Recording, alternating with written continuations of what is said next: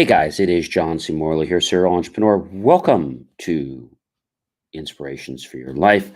It is January 30th, 2023, and we've got more than a couple minutes before midnight. So, trying to get this in before the crack of the new day, which will be Tuesday. So, it is 11:48 p.m. right now, Eastern Time on Monday evening, January 30th, 2023. Thanks so much for popping in. Really appreciate you stopping Inspirations for Your Life. If you're new, grab your smartphone and, of course, launch that camera app, point over the QR code and touch the yellow oval, and you'll be greeted by, in just a couple seconds, my link tree with lots of great information to improve the quality of your life and so many people that you care so much about.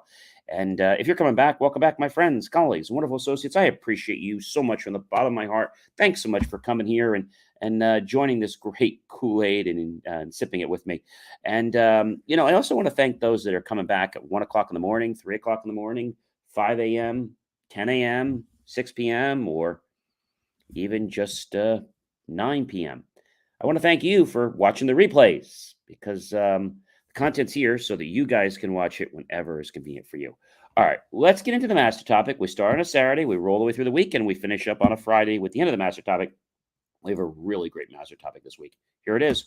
But first, before I share with you how that works, Daniel, great. Thanks for giving the like. Really appreciate you doing that.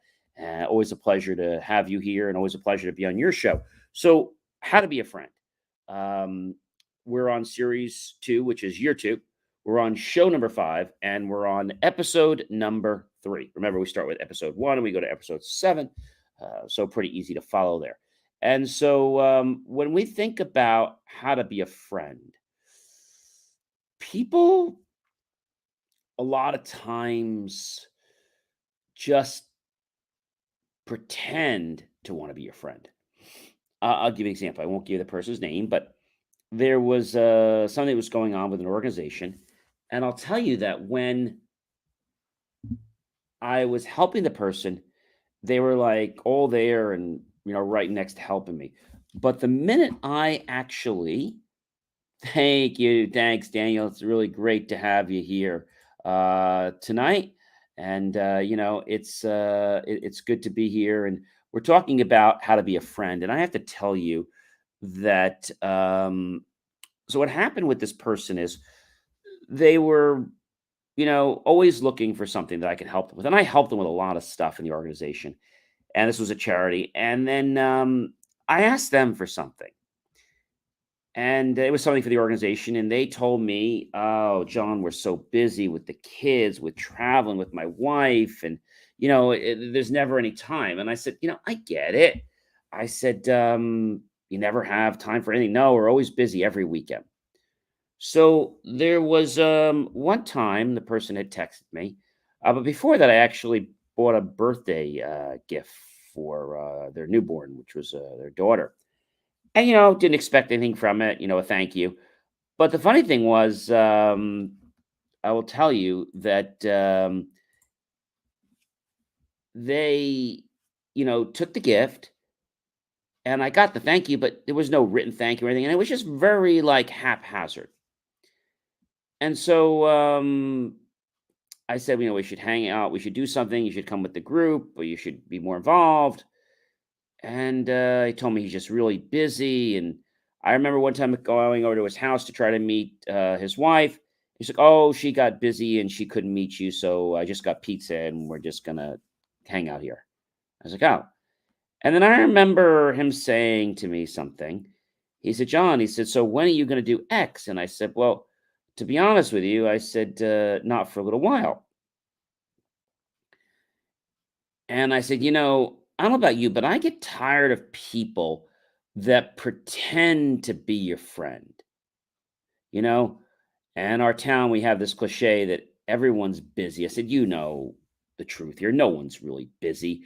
They're just saying that things are a higher priority than something else because it makes them feel more important. And I said to him, "I'm so tired of people doing that and people promising me the moon, the sun, the stars, and then they don't deliver, or they say they're going to help me with something. It doesn't even cost any money. It just really costs time. But for whatever reason, they decide that they don't want to do that. And so I said this to him. He says, "Well, John, everybody's busy. We're all busy." I said, "Yeah, but I just feel that people aren't being genuine." And when I said that to him, a funny thing happened. He kind of fell out of my life. Now, not, I guess, on purpose, but it was the greatest thing because he was actually using me. Now, when I say using me, he wasn't hurting me or harming me, but he was looking to see how I could get him the upper hand all the time. And I didn't want the upper hand from him, but I did just want a thank you, or I did just want to support, like to help out or to volunteer with some projects or things we're doing. And he told me that he is just always busy. And the weekends are always busy, and it's just there's never a good time. And I was a little disappointed. But I have to tell you that disappointment was probably the best thing that could have happened to me, because by being disappointed, I learned that he was just really abusing me. Seemed really nice, came on with the charm and all that. But then it was like when I asked for something and it wasn't even money, it was like maybe something I need him to do for like 10 or 15 minutes once a month. And he's like, "Oh, I'm so busy, with my wife and the kid and not getting much sleep." And then he asked me something. He goes, "John, when are you going to do X?" And I said, "I'm really busy right now working on connecting with people that, want to make a difference in my life, and I can make a difference in their life. People that are really happy because of who I am, not because of someone they want me to be." And he didn't say anything, but then I just sort of realized that he fell out. And I was okay, because I learned that he really wasn't my friend. I mean, he was very nice. He's cordial. If I see him, I'll still be very nice to him. But he was an acquaintance. And I miscategorized him as a friend. Why? Well, he had that warm glow and, you know, um, sounded like he was going to be there for a long time to help me and support me. And then it's like his priorities became more important than any of mine. And what really clinched the deal was when I was working on something. He says, "Well, when are you ever going to do that?" I said, "Frankly, whenever it happens, it happens. I'm not going to lose sleep over it. And I'm so tired of people here that are all just about, their egos, and they're all stuck up with their possessions and stuff like that." I said, "I'm just tired with those kind of friends." And he's like, "Well, that's how people are here." And I was just very taken back by the fact that he acted in this manner. And he was trying to tell me and convince me that he's different, and that, he comes from money and that he's used to treating people well and he doesn't need to have this air. He may not need to have the air, but he has it. And he has this air because he wants me to bring him the upper hand, but he's not willing to bring me the upper hand. Now, when I say upper hand, I just mean a little volunteering. And when I started to realize that he was just out for himself, that's when he stopped texting me. That's when I stopped hearing from him, because everything else in his life was more important than me, my organizations, what I was doing. And that might sound really bad, but it's the truth, ladies and gentlemen. It's absolutely the truth. And so something else happened. There was a moment where I don't want to say he was ganging up on me, but he was like really getting in my face about something I wasn't doing. And I wasn't ready to do it yet. I said, "When I do it, I do it. I mean, it's like it should make a big difference. I mean, does it matter to you?" "No, but you really should do it. It's not gonna affect one thing one way or another, whether I do it or not." And after that, I started to realize what a superficial person he was as a friend. Now, I'm not here to judge the person, but I just learned he was superficial because he was judging me and he wasn't going to give me a chance. And when I sensed this, I didn't even say goodbye. I just stopped contacting him. In fact, the last text I had to him was just about the fact that so many people are phonies and they don't tell the truth. And I said, I just want to hang around people who really are genuine. There's another person in my life several years ago, a very nice lady, a lady a lot older than me. And I was helping her with some technology work. And I told her, what I charge. And so it was some computer work. And so setting up a router and Wi-Fi and printer and stuff like that. And I remember her telling me that she wanted me to come in and fix this. So I did. I told her how she needed a new router, went through all the stuff with her. And then after I came out one or two times and I helped her, she told me that she really didn't have the money to pay me right now, which was really a crock.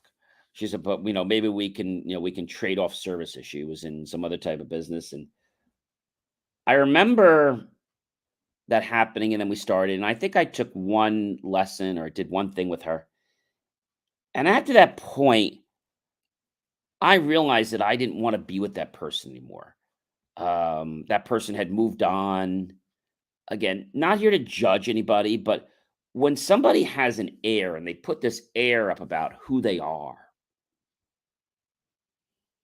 and they're only around you for what you can bring to the table, that's when you need to cut those people because they're not friends. You want to unfriend those people. But when you make a choice to friend someone or befriend someone, it affects your life because you connect with them. Even though it's not maybe a daily thing, you have this unique I'm going to say experience about learning from that person of who they are. But you know what also happens when you befriend someone? You learn about another side of yourself that maybe you didn't know existed. A side that could be good, could be bad, and you can either work to improve it or you can just use it as it is. But this is something that really amazed me is that when you have friends, every time you have different friends, they bring out different parts of you because obviously they have gifts in certain areas of their lives and you have a gift in your life and more. And so when that comes together, it's like this interesting synergy. Pretty cool, right? So that's another good reason to make friends because you can really learn about yourself in situations in certain circumstances. And so tonight I want to share with you the fact that befriending someone and how you do this is not an open and closed book. Some people will have their hand out and be ready to shake your hand and want to help you aboard the boat.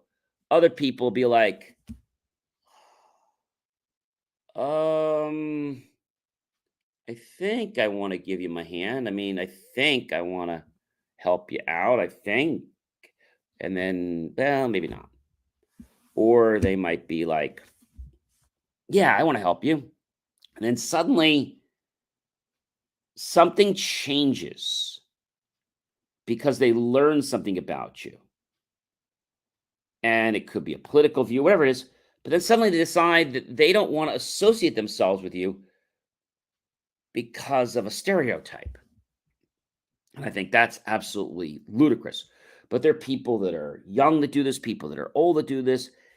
And I think it's a very bad thing because it gets us to feel comfortable that it's okay to discriminate. And for those of you that know me, you know that I don't tolerate discrimination for race, religion, sexual orientation, color, creed. Just don't tolerate it. And so when you make a choice to start to befriend someone, it doesn't happen overnight. You learn if you can trust that person. We're going to talk more about that tomorrow and how that friendship kind of process works. Ladies and gentlemen, do you know who I am by now? Sure you do.